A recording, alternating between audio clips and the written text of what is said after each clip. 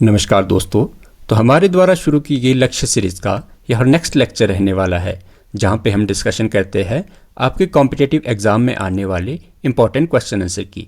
ये सीरीज़ आपके सभी कॉम्पिटिटिव एग्ज़ाम, चाहे वो यूपीएससी हो, state public service commission, SSC, railway, यानी हर तरह के कॉम्पिटिटिव एग्ज़ाम को ध्यान में रखते हुए बनाई गई है, जिसमें हम डिस्कशन करेंगे हिस्ट्री, जियोग्राफी, पॉलिटी, इकोनॉमी और स्टैटिक जीके से जुड़े इंपॉर्टेंट क्वेश्चन आंसर की।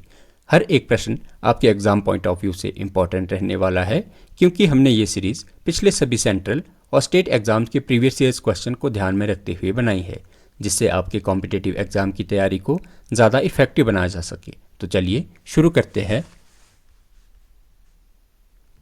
तो शुरू करते हैं।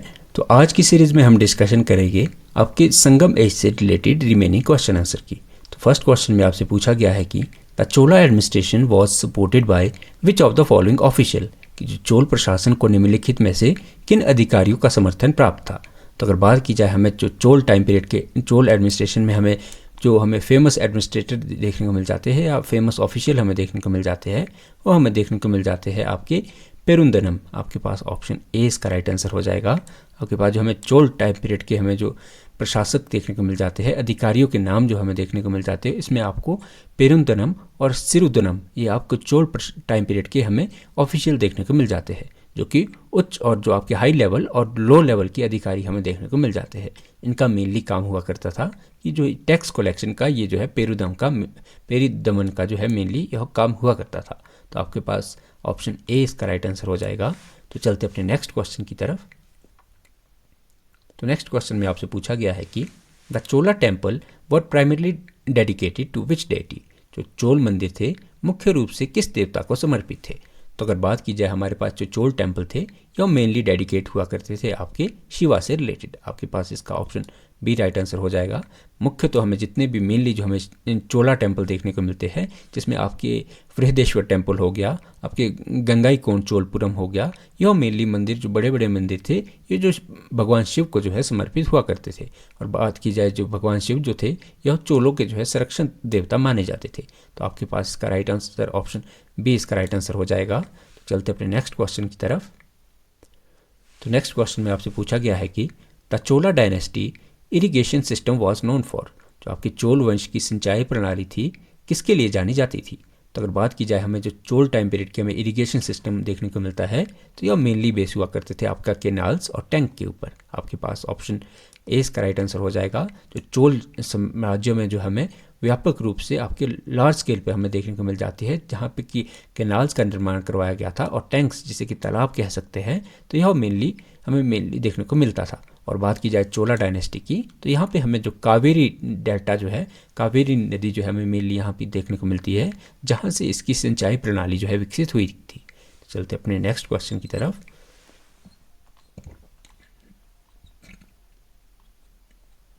तो नेक्स्ट क्वेश्चन में आपसे पूछा गया है कि विच चोला किंग एनेक्स्ड द मालदीव्स, आपके पास किस चोल शासक ने मालदीव पर कब्जा किया। तो अगर बात की जाए हमारे पास ऐसे चोल किंग की जिसने कि मालदीव को जो है एनेक्स किया था, तो वो हमें देखने को मिल जाते हैं राजेंद्र फर्स्ट। आपके पास ऑप्शन ए इसका राइट आंसर हो जाएगा। अगर बात की जाए राजेंद्र फर्स्ट की, तो इनके टाइम पे हमें जो है नेवल सुपरमेसी जो है वह संगम पीरियड में सबसे अच्छी देखने को मिलती है, और इन्होंने जो है अपनी नेवल एक्सपेडिशन में जो है मालदीव पर कब्जा किया था। तो चोल जो आपके पास राजेंद्र फर्स्ट है, इनके टाइम पीरियड में हमें मालदीव पर कब्जा होता देखने को मिलता है। तो चलते अपने नेक्स्ट क्वेश्चन की तरफ। तो नेक्स्ट क्वेश्चन में आपसे पूछा गया है कि the Pallava king responsible for the Kailashnath temple was, कि आपके जो कैलाशनाथ जो टेम्पल है मंदिर के लिए जिम्मेदार पल्लव राजा कौन था। तो अगर बात की जाए हमारे पास जो हमें कैलाशनाथ जो टेम्पल है वह टाइम पीरियड में देखने को मिल जाता है नरसिंह वर्मन सेकंड के टाइम पीरियड पे। आपके पास ऑप्शन इसका बी राइट आंसर हो जाएगा। नरसिंह वर्मन सेकंड, जिसे कि राजसिम्हा का टाइटल दिया जाता था, इन्होंने 7 से 8 सेंचुरी के बीच जो है कांचीपुरम में जो है कैलाशनाथ मंदिर का निर्माण करवाया था, और यह जो हमें पल्लव आर्किटेक्चर का एक महत्वपूर्ण एग्जाम्पल देखने को मिल जाता है। तो चलते अपने नेक्स्ट क्वेश्चन की तरफ। तो नेक्स्ट क्वेश्चन में आपसे पूछा गया है कि the shore temple of Mahabalipuram was build during the reign of, कि आपके पास जो महाबलीपुरम के शोर मंदिर है का निर्माण किसके शासनकाल में हुआ था। तो अगर बात की जाए महाबलीपुरम की हमारे पास शोर टेम्पल की, तो इनका निर्माण हमें देखने को मिल जाता है नरसिंहवर्मन सेकंड के टाइम पीरियड में। आपके पास इसका ऑप्शन बी राइट आंसर हो जाएगा। जो महाबलीपुरम के जो शोर टेम्पल है, इनको जो है नरसिंहवर्मन द्वितीय द्वारा बनाया गया था। तो यह जो हमें द्रविड़ आर्किटेक्चर का एक इंपॉर्टेंट एग्जाम्पल देखने को मिल जाता है, और यह हमें द्रविड़ वास्तुकला, द्रविड़ आर्किटेक्चर का एक हमारे पास एग्जाम्पल देखने को मिल जाता है। तो इसका सही आंसर आपके पास ऑप्शन बी इसका राइट आंसर हो जाएगा। तो चलते अपने नेक्स्ट क्वेश्चन की तरफ। तो नेक्स्ट क्वेश्चन में आपसे पूछा गया है कि the Pallava architecture is primarily known for, जो हमारे पास पल्लव वास्तुकला है मुख्य रूप से किसके लिए जानी जाती थी। तो अगर बात की जाए हमारे पास पल्लव आर्किटेक्चर की, तो यह मेनली जानी जाती थी अपने रॉक कट और स्ट्रक्चरल टेम्पल के लिए। तो आपके पास इसका ऑप्शन बी राइट आंसर हो जाएगा। जो हमारे पास पल्लव टाइम पीरियड में जो हमें इनका आर्किटेक्चर देखने को मिलता है, वो मेनली जो है आपके पास रॉक कट टेम्पल मेनली यहाँ से हमें देखने को मिलते हैं। इसका एग्जांपल हमारे पास जो रथ टेम्पल हमें देखने को मिलते हैं महाबलीपुरम की, और हमारे पास कैलाशनाथ टेम्पल जो है देखने को मिल जाते हैं। ये सारे हमारे पास रॉक कट और स्ट्रक्चरल टेम्पल के हमारे पास एग्जाम्पल देखने को मिलते हैं। और पल्लवा आर्किटेक्चर हमें देखने को मिलता है कि ये जो है द्रविड़ आर्किटेक्चर का हमारे पास एग्जाम्पल हमें देखने को मिल जाता है। चलते अपने नेक्स्ट क्वेश्चन की तरफ। तो नेक्स्ट क्वेश्चन में आपसे पूछा गया है कि the Pallava king Mahendravarman first was the pattern of, जो हमारे पास पल्लव राजा महेंद्रवर्मन प्रथम थे, यह किसके संरक्षक थे। तो अगर बात की जाए हमारे पास पल्लव किंग महेंद्रवर्मन फर्स्ट की, तो यह हमें देखने को मिल जाते हैं इन्होंने जो है जैन धर्म को संरक्षण दिया। इनके टाइम पीरियड में बौद्ध धर्म का संरक्षण देखने को मिलता है, और शैविज्म का हमें संरक्षण देखने को मिलता है। तो इसका राइट आंसर हमारे पास ऑप्शन डी इसका राइट आंसर हो जाएगा। बात की जाए महेंद्रवर्मन प्रथम की, तो इन्होंने जैन, बौद्ध और शैव धर्म सभी के सभी धर्मों को जो है संरक्षण दिया था। उनके जो हमें रॉक कट टेम्पल जो शैलकृत मंदिर देखने को मिलते हैं, वह जो हमें तीनों धर्मों को जो है डोनेट किए गए थे। तो चलते अपने नेक्स्ट क्वेश्चन की तरफ।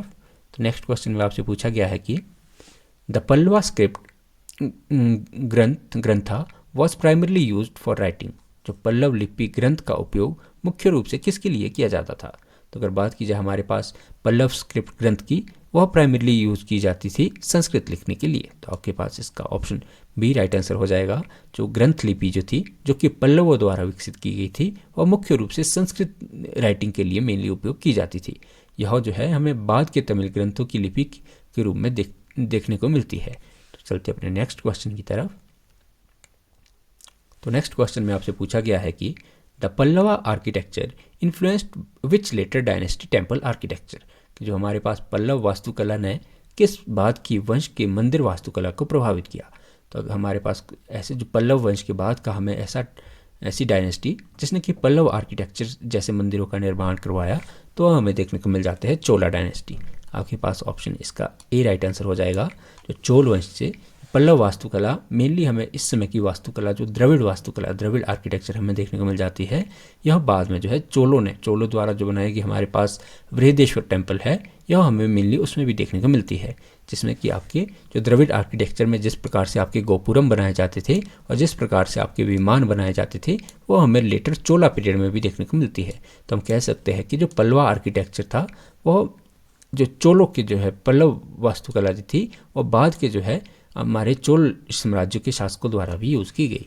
तो चलते अपने नेक्स्ट क्वेश्चन की तरफ। तो नेक्स्ट क्वेश्चन में आपसे पूछा गया है कि the shore temple is dedicated to which deities, आपके जो पास जो शोर मंदिर है किन देवताओं को समर्पित है।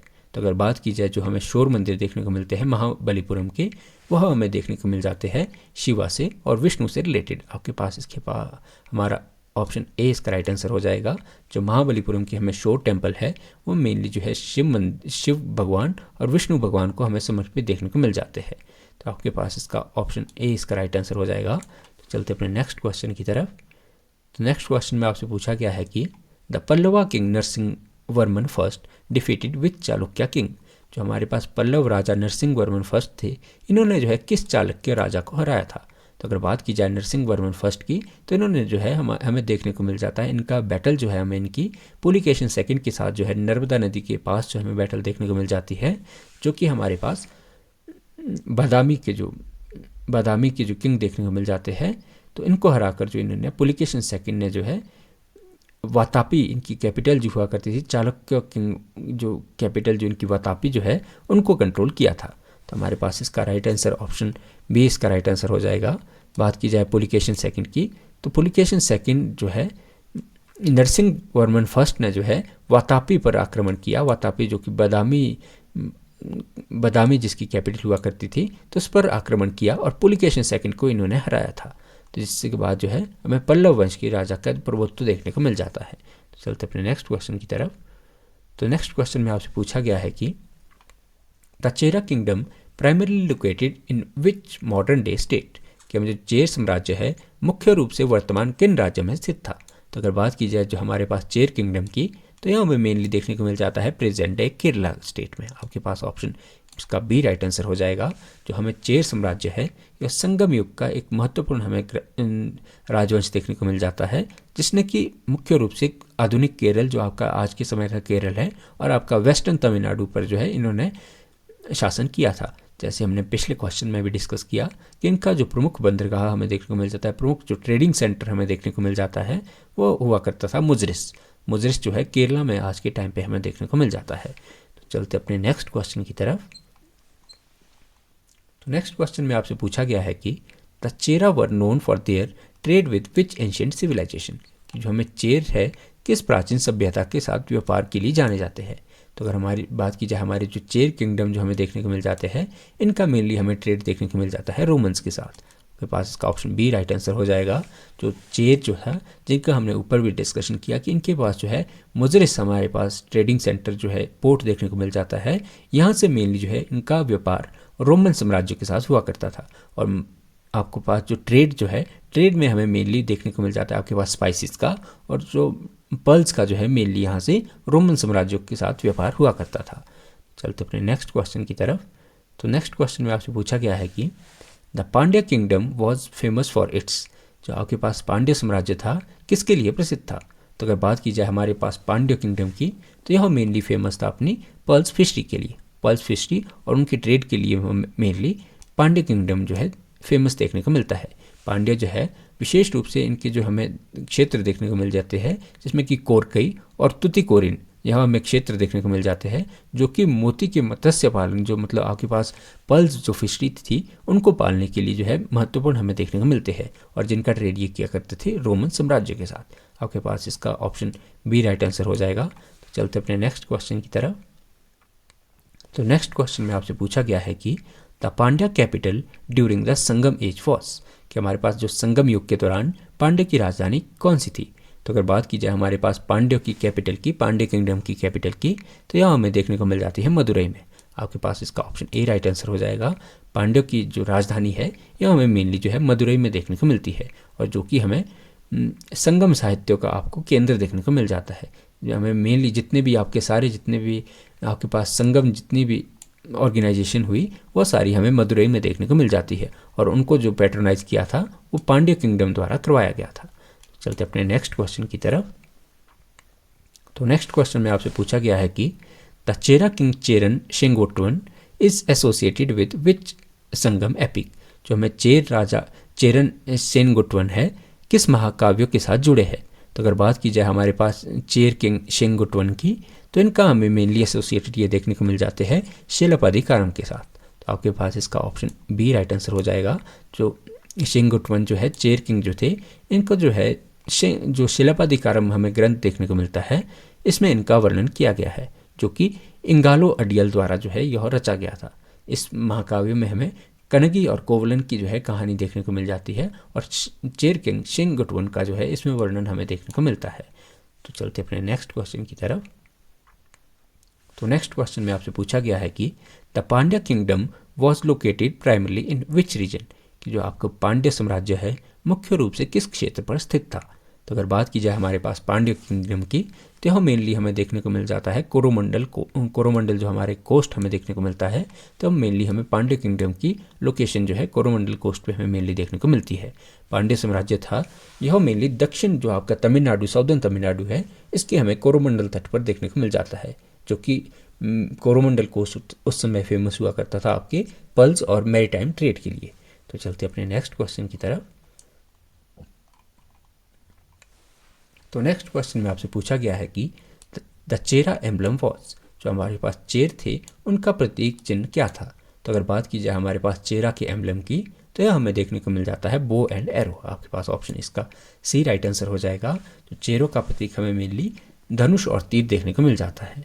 बात की जाए हमारे पास पांड्यों की, तो पांड्यों का जो हमें जो एम्बलम है वो देखने को मिल जाता था फिश, और जो चोल हमारे पास चोल जो किंगडम देखने को मिलता है, इनका जो एम्बलम हमें देखने को मिल जाता है बाघ। तो चलते अपने नेक्स्ट क्वेश्चन की तरफ। तो नेक्स्ट क्वेश्चन में आपसे पूछा गया है कि the Pandya king Nedunchezhiyan is associated with which event in Sangam literature, कि जो पांड्य राजा नेडुजिलियन था संगम साहित्य में किस घटना से जुड़ा था। अगर बात की जाए हमारे पास जो पांड्य किंग हमें नेडुजिलियन है, इनका जो एसोसिएटेड ये देखने को मिल जाते हैं हमें बैटल ऑफ तेलायंगलम की बैटल से। आपके पास इसका ऑप्शन बी राइट आंसर हो जाएगा। आप इसकी प्रोनाउंसिएशन देख लेंगे कि जो ये तेलयंगलम जो ये इसकी बैटल जो हुई थी, तो इसके साथ हमें मेनली जो है पांड्या किंग नेडुजिलियन का जो है रिलेशन देखने को मिल जाता है। नेडुजिलियन जो था यह मेनली तेलियंगन जो लड़ाई हुई थी, इसमें जो चेरों और चोलों की संयुक्त सेना को इन्होंने हराया था। तो चलते अपने नेक्स्ट क्वेश्चन की तरफ। तो नेक्स्ट क्वेश्चन में आपसे पूछा गया है कि the Chera were also known as, जो हमारे चेरों को किस नाम से जाना जाता था। तो अगर बात की जाए हमारे पास चेर की, तो चेरों को मेनली जो है केरल पुत्र नाम से जाना जाता था। आपके पास इसका राइट आंसर ए इसका राइट आंसर हो जाएगा। चेरों को जो है प्राचीन साहित्य में जो है केरल पुत्र नाम से उल्लेखित किया जाता है। तो मेनली जो हमें चेर देखने को मिल जाएगा, इनका रिलेशन हमें mainly Kerala present day Kerala state से देखने को मिल जाता है। चलते अपने नेक्स्ट क्वेश्चन की तरफ। तो अगले क्वेश्चन में आपसे पूछा गया है कि the Pandya economy was significant boosted by, जो हमारे पास पांड्य अर्थव्यवस्था थी को मुख्य रूप से किससे बढ़ावा दिया। तो अगर बात की जाए हमारे पास पांड्य इकोनॉमी की, तो यह इनका मेनली जो हमें इकोनॉमी इनकी बूस्ट होती देखने को मिलती है, वो देखने को मिल जाती है आपकी पर्ल एंड कॉन्च ट्रेड के साथ। आपके पास ऑप्शन इसका बी राइट आंसर हो जाएगा। पांड्य जो साम्राज्य था यह मेनली अपने मोती व्यापार और शंख व्यापार के लिए जाना जाता था, और यह व्यापार होता था इनका मेनली रोमन एम्पायर के साथ। तो चलते अपने नेक्स्ट क्वेश्चन की तरफ।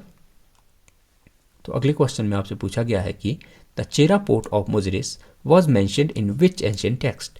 आपके पास जो चेरों के मुजरिस बंदरगाह का उल्लेख किस प्राचीन ग्रंथ में है। तो अगर बात की जाए जो चेर पोर्ट हमें मुजरिस देखने को मिलता है, तो इनका जो हमें मेनली उल्लेख देखने को मिल जाता है, ये हमें पेरिप्लस ऑफ इथेरियन स्ट्रीम में जो हमें ग्रंथ देखने को मिल जाता है, जो कि हमें एक यूनानी टेक्स्ट देखने को मिल जाता है।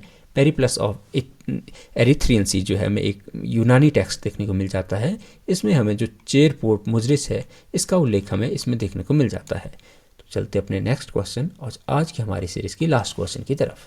तो इस क्वेश्चन में आपसे पूछा गया है कि the Pandya king were patrons of which literary tradition, जो पांड्य राजा थे किस साहित्य परंपरा के संरक्षक थे। तो अगर बात की जाए हमारे पास पांड्य किंग की, तो मेनली सुरक्षित थे हमारे पास तमिल संगम लिटरेचर के। मेनली बात की जाए जितने भी हमें संगम जितनी भी एसोसिएशन देखने को मिलती है, उनको पैट्रोनाइज किया गया था पांड्य किंगडम द्वारा। पांड्य किंग्स जो थे उनकी पैट्रोनाइजेशन में ही हमें सारी की सारी संगम देखने को मिलती है। पांड्य राजा जो थे यह विशेष रूप से मदुरई में, और जो तमिल जितने भी संगम साहित्य के जो है संरक्षक हमें देखने को मिल जाते हैं, उन्होंने जो है संगम सभाओं को उन्होंने प्रयोजित किया, जिसने कि तमिल साहित्य के जितने भी ग्रंथ हमें देखने को मिलते हैं वो सारे पांड्य किंगडम के अंडर ही हमें फ्लरिश होते देखने को मिल जाते हैं।